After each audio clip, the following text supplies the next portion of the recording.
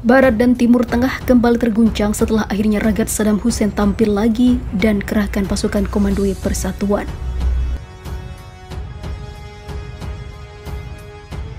وربما يهيأ أو يلعب دورا في قيادة حزب البعث. هل هذا صحيح؟ هل لك أخ آخر لا نعرفه؟ يعني أولا بيت صدام حسين من عندهم أخوة ما يتخلوا عنه. مو لو عندي أخ بس أجيب لي 20 أخ أنا راح أشكرك وأكون سعيدة أني لقيت لي أخوتي. راح يعود رفاته بطريقة تليق بي باستقبال عسكري مهيب باستقبال جماهيري كبير. أنا مو عندي طموح، أنا عندي إرادة قوية في أني أكون جزء من مرحلة وطنية.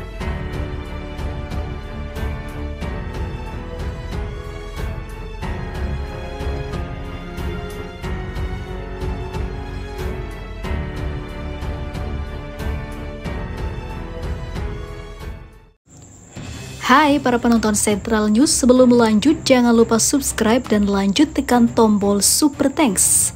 Tombol Super Thanks ada di atas tombol subscribe. Jika Anda ingin mensupport channel kami menyajikan berita yang paling Anda tunggu-tunggu. Terima kasih.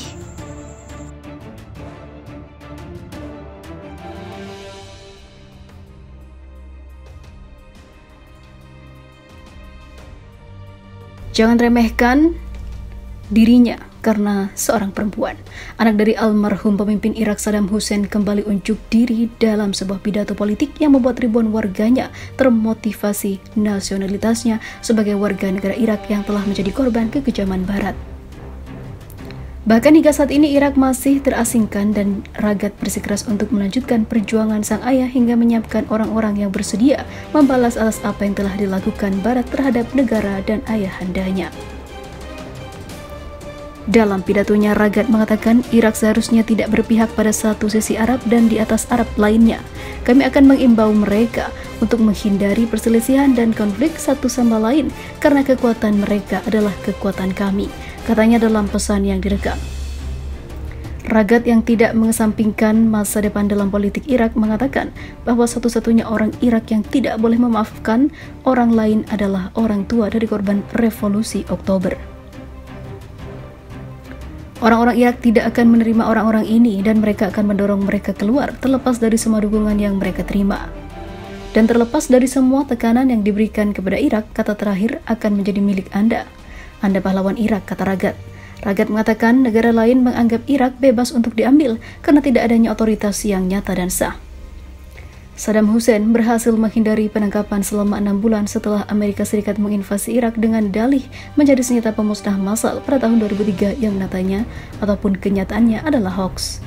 Pada bulan Desember tahun lalu, ia akhirnya ditangkap di dekat kampung halamannya di Tikrit. Sidang pada bulan Desember tahun itu pun akhirnya dia ditangkap dan dijatuhi hukuman pada bulan Juli 2004.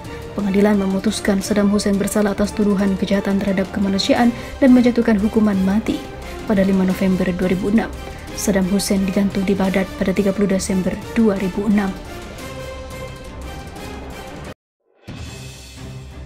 20 tahun invasi Amerika Serikat ke Irak, inilah dosa besar Amerika yang akan dibalas Ragat Saddam Hussein. Tepat bulan Maret ini pada tanggal 20 kemarin adalah 20 tahun invasi Amerika Serikat yang dilakukannya di Irak telah menghancurkan kehidupan rakyat Irak yang dipimpin Saddam Hussein pada saat itu. Dampak perang yang dilakukan Amerika Serikat telah merusak bangsa Irak hingga saat ini, bahkan sangat fatal bagi para generasi di sana. Fitnah Amerika Serikat soal senjata pemusnah massal Saddam Hussein tidak terbukti juga. Fitnah yang lain yang dilancarkan oleh Irak telah menghancurkan kehidupan di Irak. Kini anak almarhum Saddam Hussein Ragat dikabarkan menjadi satu-satunya sosok yang menjadi ancaman oleh Barat dikarenakan wanita ini dipercaya menjadi satu-satunya keturunan Saddam Hussein yang akan membalas dendam. Mungkin dendam memang masih membara, sebab inilah salah satu dosa terbesar Amerika Serikat kepada Irak. Invasi yang diluncurkan Amerika Serikat ke Irak 20 tahun silam menyebabkan peningkatan angka cacat lahir secara dramatis di negara Arab itu. Menurut aktivis anti nuklir Helen Caldicott, masalah itu akan tetap ada di Irak selamanya. Pada 19 Maret 2003 pukul 22:16 waktu Amerika Serikat, Presiden George Bush dalam pidato televisi dari Gedung Putih mengatakan Amerika Serikat dan pasukan koalisi sedang dalam tahap awal operasi militer untuk melucuti senjata Irak, membebaskan rakyat di sana.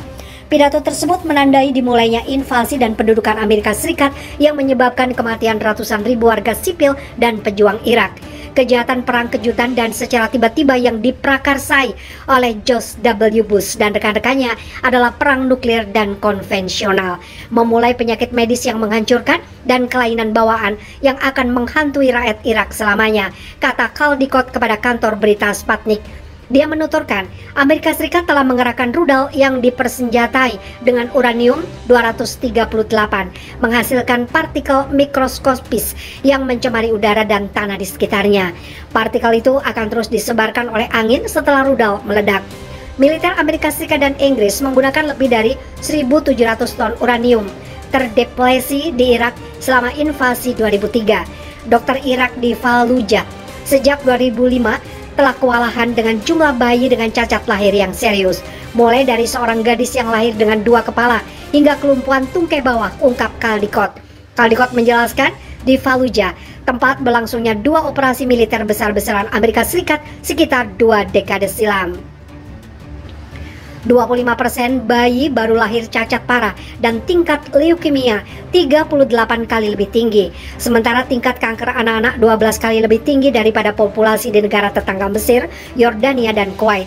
Terlepas dari kenyataan bahwa perang Amerika Serikat dengan Irak berakhir pada 18 Desember 2011, kata dia, keluarga di banyak kota Irak sekarang hidup dengan peningkatan dramatis cacat lahir dan kanker akibat senjata radioaktif Amerika Serikat dan Barat.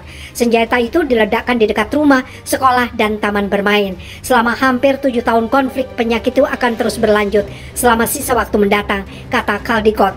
Menurut data Departemen Pertahanan Amerika Serikat, selama perang di Irak terdapat 4.431 tentara tewas, sementara sekitar 32.000 prajurit lainnya luka-luka. Menurut Organisasi Kesehatan Dunia, antara 2003 dan 2006 saja, jumlah warga Irak yang menjadi korban perang mencapai 223.000 jiwa.